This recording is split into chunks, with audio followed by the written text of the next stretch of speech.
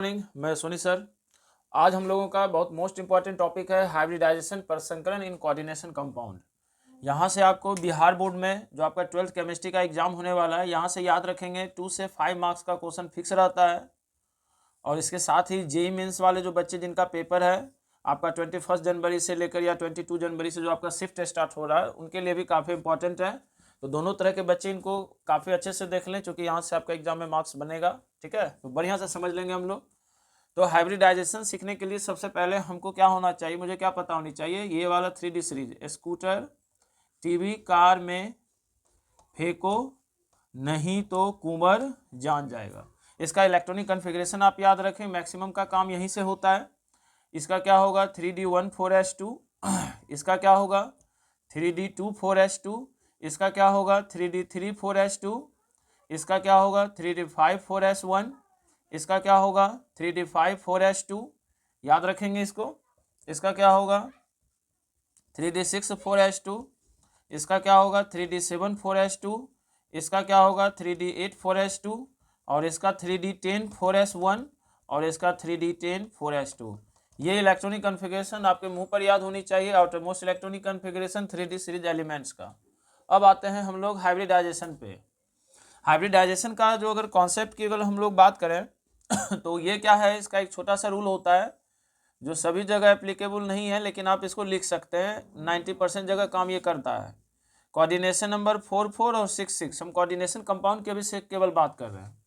तो जो हमारा हाइब्रिडाइजेशन होने का संभावना है, जो हाइब्रिडाइजेशन होगा वो हाइब्रिडाइजेशन क्या होगा, तो sp3 होगा, ये क्या होगा dsp2 होगा, ये sp3d2 होगा, और ये क्या होगा d2sp3 होगा। यहाँ से आप थोड़ा सा ज्योमेट्रिकल शेप भी याद रख लेंगे, क्योंकि एग्जाम में आपके ये काफ़ी पूछा जा रहा है। हाइब्रिडाइजेशन का हिंदी हम लिख देते हैं, जो हिंदी मीडियम के बच्चे हैं, प्रसंकरण। ज्योमेट्रिकल का मतलब क्या होता है, उसकी ज्यामितीय आकृति, ज्यामितीय आकृति।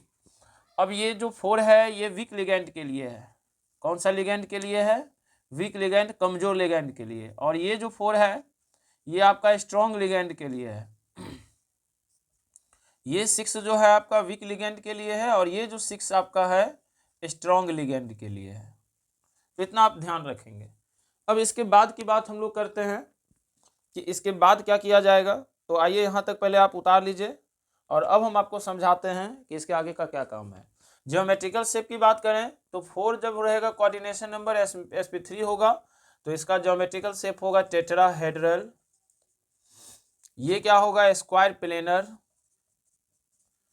और यहाँ क्या होगा ऑक्टाहेड्रल, और इसमें भी होगा ऑक्टाहेड्रल।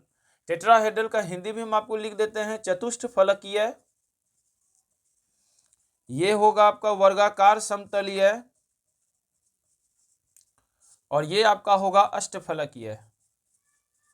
दोनों स्थिति में ही अष्टफलकीय होगा। अब हम लोग चलते हैं इसके आगे। ठीक है, तो यहाँ तक आप लोग लिख लीजिए, उम्मीद करते हैं लिख लिए होंगे। अब इसको हम मिटाते हैं, तो थोड़ा सा देख लेंगे, मिटाने के लिए कुछ मिल नहीं रहा है। चलिए, तो इसको हम अब मिटाते हैं, अब हम आगे बढ़ेंगे। तो थोड़ा सा इस सबको ध्यान रखिएगा। ये इलेक्ट्रॉनिक कॉन्फ़िगरेशन, ये सारा काम आपके लिए काफ़ी इंपॉर्टेंट है। ये चीज़ आपको मतलब ये पता होनी चाहिए। अब आते हैं हम लोग हाइब्रिडाइजेशन से लेके हर एक टॉपिक पर। जैसे हमारा पहला क्वेश्चन NiCl4 2- का परसंकरण क्या होगा। तो पहले ऑक्सीडेशन नंबर निकाल लेते हैं। x क्लोरीन -1 × 4, चार्ज कितना है -2, -4 = -2, -2 + 4 x = +2, तो निकेल का ऑक्सीडेशन नंबर आया +2। अब आप कहेंगे वीक लिगेंड कौन होता है, तो वीक लिगेंड भी आप लोग जान लें, जो जनरल होता है fluorine, chlorine, bromine, iodine, H2, ये सब। और स्ट्रॉन्ग लिगेंड की अगर बात कर लें तो NH3 CnCO, तो ये सब किस लिगेंड में आते हैं, तो स्ट्रॉन्ग लिगेंड में आते हैं। ये सब किस लिगेंड में आते हैं, स्ट्रॉन्ग लिगेंड में आते हैं।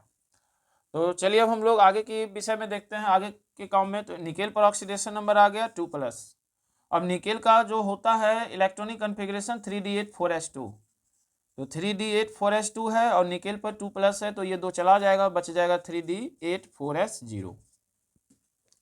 अगर हम टेबल की बात करें तो वहाँ से बना सकते हैं, 4 है इसका कोऑर्डिनेशन नंबर और वीक लिगेंड है, तो वीक लिगेंड 4 और कोऑर्डिनेशन नंबर 4 और वीक लिगेंड हो तो हाइब्रिडाइजेशन sp3 होता है, लेकिन हम लोग देखेंगे निकाल के।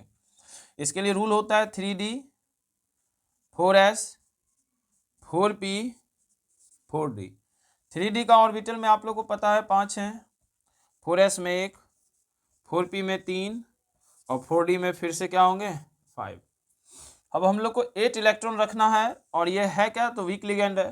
तो वीक लिगेंड में क्या होगा कि ये पहले लोन पेयर से, मतलब पहले ये क्लॉकवाइज जाएंगे और उसके बाद ये क्या जाएंगे एंटी क्लॉकवाइज, तो 5 3 8 हो गया। अब यहाँ 4 ऑर्बिटल हमको, यानी 4 ऑर्बिटल तक जाना है, तो 4 जाएंगे कैसे 1 2 3 4, तो s का एक ऑर्बिटल पार्टिसिपेट किया, p का 3, तो इसका हाइब्रिडाइजेशन हो गया sp3। ठीक है, चलिए अगला कुछ क्वेश्चन हम लोग देखते हैं इसी प्रकार से देखेंगे। अगला नेक्स्ट 2-4 एग्जाम्पल लेकर आपको हम बता देते हैं, अच्छे से समझ लेना है। अब जैसे मान लीजिए आपको दे दे K4 FeCN6, अब यहाँ हाइब्रिडाइजेशन बता सकते हैं कि इसका DsP2 होगा, स्ट्रॉन्ग लिगेंड है, कोऑर्डिनेशन नंबर 6 है, टेबल में आपको लिखा है कि उसका हाइब्रिडाइजेशन DsP2 होता है। अब निकालने की बात है तो पहले Fe का ऑक्सीडेशन नंबर निकालना है, ये 4 हो गया +4 + x - 6 4 - 6 x - 2, यानी x का वैल्यू कितना हो गया +2, तो Fe पर आ गया 2+। Fe की बात कर ले तो इलेक्ट्रॉनिक कन्फिग्रेशन क्या है, outer most 3d6 4s2, 2 electron चला गया तो क्या बचा 3d6 4s0। अब यहाँ से आप टेबल बैठाएं तो सबसे पहले 3d का बनेगा ये, तो d का में 5, फिर s का बनेगा, फिर क्या बनेगा p का, और फिर क्या बनेगा d का बनेगा। आप ये सॉरी ये d है, ये s है 3d 4s, फिर ये 4p और ये 4d, तो आप यहाँ 4p में और 4d में फिर 5 इधर से जाएंगे, 1 2 3 4 5। ये आपको पता है कितने इलेक्ट्रॉन भरने हैं 6 इलेक्ट्रॉन। लिगेंड कैसा है, तो स्ट्रॉन्ग लिगेंड, स्ट्रॉन्ग लिगेंड में पेयर होगा, पेयर्ड होने का मतलब है कि ये सारे पेयर्ड हो जाएंगे। अब यहाँ से हमको 6 ऑर्बिटल तक जाना है और यहाँ से 6 कैसे पूरेगा, देखिए आप 1 2 3 4 5 6, तो d का कितना गया 2, s का कितना गया 1 और p का कितना गया 3, तो इसका हाइब्रिडाइजेशन हो गया D2sp3।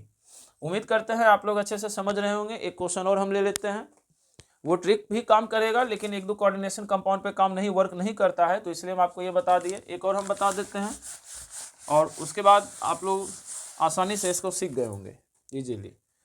अगर मान लीजिए हमारे पास FeCl4 और 2- हो तो क्या होगा इसका, तो Fe को पहले x मान लेंगे, ये -4 हो जाएगा और ये -2 दे दीजिए यहाँ पे, तो -4 हो जाएगा और ये हो जाएगा -2, तो x = -2 + 4, x का वैल्यू क्या हो गया +2।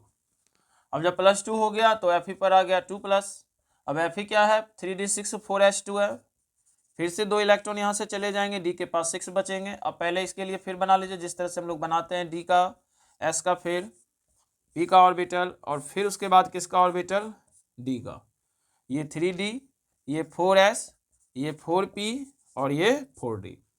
ठीक है, थोड़ा सा देख लेंगे, अगर कहीं मिस्टेक होगा तो उसको आप लोग बता देंगे। अब यहाँ से कितना 2+ इलेक्ट्रॉन जाना है, तो ये 3d6 बचा। क्लोरीन वीक लिगेंड है तो इलेक्ट्रॉन पहले जाएगा क्लॉकवाइज और उसके बाद एंटी क्लॉकवाइज।